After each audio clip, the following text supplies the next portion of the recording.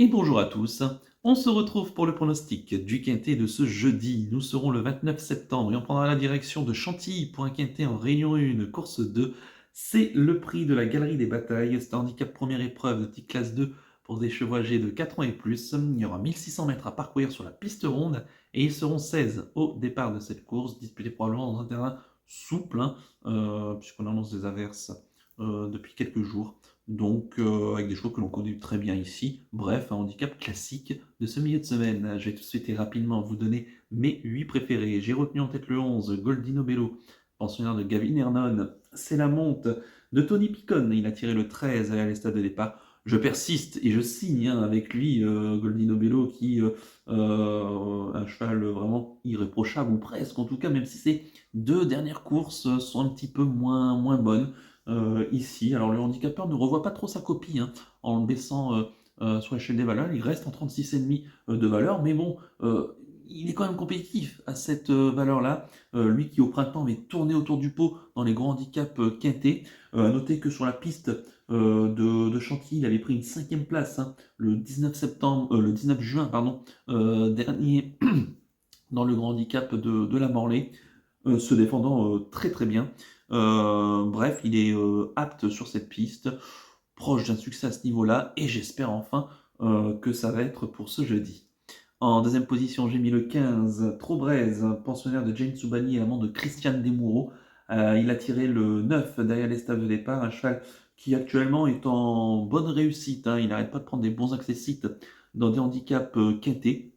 C'est un bon finisseur, ce Trobrez. Alors, il ne faudra pas trop qu'il se tienne trop loin durant le parcours, mais il a quand même prouvé qu'en 36 de valeur, là encore, il était compétitif dans les grands handicaps associés à Christian Desmoureaux. En bas de tableau, ça constitue quand même un solide point d'appui. En troisième position, j'ai mis le 9. Il s'agit de Brouillard, le pensionnaire de Jean-Marie Béguinier et la monte de Marie Velon. Il a tiré le 16 derrière les stades de départ. Alors c'est vrai que son numéro est un petit peu rédhibitoire. Maintenant, le cheval a été baissé de 1 kg sur l'échelle des valeurs suite à ses 3 derniers échecs dans des gros handicaps. À noter qu'il revient sur le parcours où il avait pris une 3e place dans un quintet. C'était au printemps dernier, au mois de mai, battu par Marrakech Moon et tant pis pour eux. Il lançait Cyrano, Chicho Boy ou encore Nord-Est qu'il retrouve ici. Attention, même la piste un peu plus assouplie risque d'être à son avantage. Certes, il doit gérer son 16 à la corde. Je fais confiance à Marie Velon pour lui donner un bon parcours et dès lors se racheter de ses dernières sorties. Méfiance. En quatrième position, j'ai mis le 8, Cyrano, le pensionnaire de Maurizio Guarneri, la montre de Clément Lecoeur. Il a tiré le 8 derrière les stades de départ. Il vient d'échouer récemment sur l'hippodrome de la Teste dans un handicap. Je peux lui pardonner parce que c'est un cheval qui était à sa 2e course de semi-rentrée. Sa semi-rentrée avait été très bonne du côté de Deauville dans un quintet en s'emparant de la 4e place. Comme je l'ai dit précédemment, il avait déjà terminé 4e sur ce parcours-là au printemps, le 10 mai dernier, dans notre handicap préférence. Alors c'était sur la PSF, je le précise, mais quand même, il a l'aptitude à la piste. Dès lors, je compte sur lui pour se réhabiliter et disputer au moins les belles places. En 5e position, j'ai mis le 10. Il s'agit de Chicho Boy, pensionnaire d'Igor Endastef, la monte de Grégory Benoît. Il a tiré le 5 derrière le stade de départ. Je me suis fait avoir la dernière fois. J'étais pas très confiant, pensant être un cheval de PSF le 11 septembre dernier dans le quintet remporté par Torpen. Et dès lors, le cheval m'a fait mentir puisqu'il s'est montré très courageux et il a même failli remporter cette course, échouant de peu en se classant donc 2e.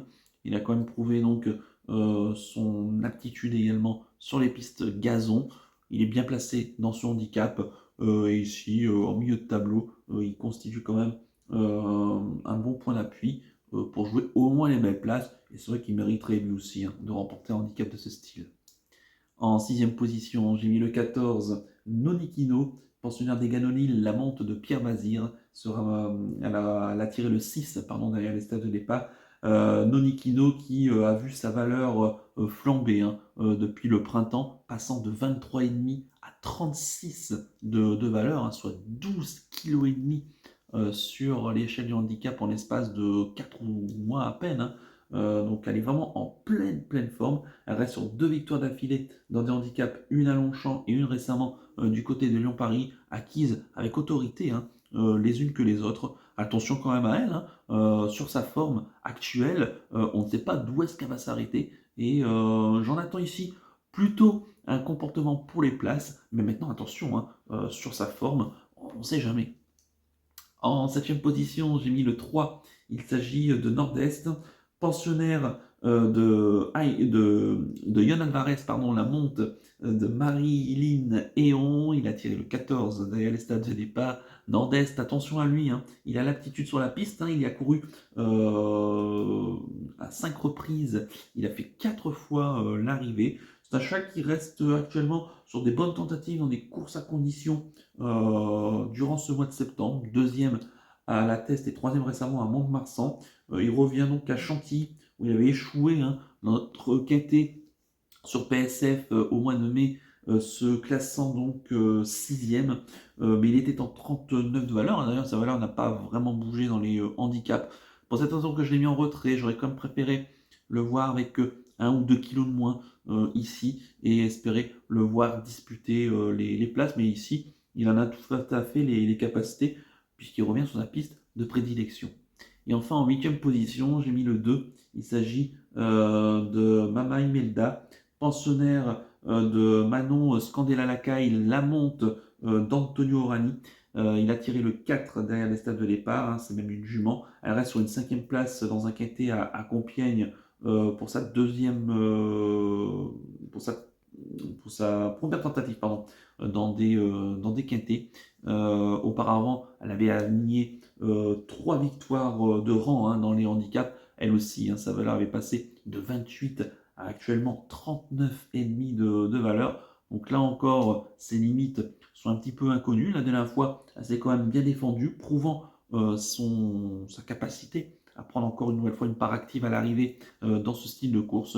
Elle me semble pas trop mal placée. Le terrain plus assoupli, en plus, peut l'aider puisqu'elle a gagné en très souple du côté de Vichy au mois d'août. Donc j'en attends plus un comportement là encore pour les places.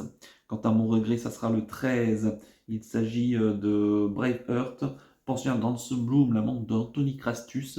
Il a tiré le 12 derrière les stades de départ. Il vient d'échouer, hein, aux portes du Quintet le 11 septembre du côté de Longchamp sur le fameux parcours du toboggan, finissant pas mal mais en se classant 7e.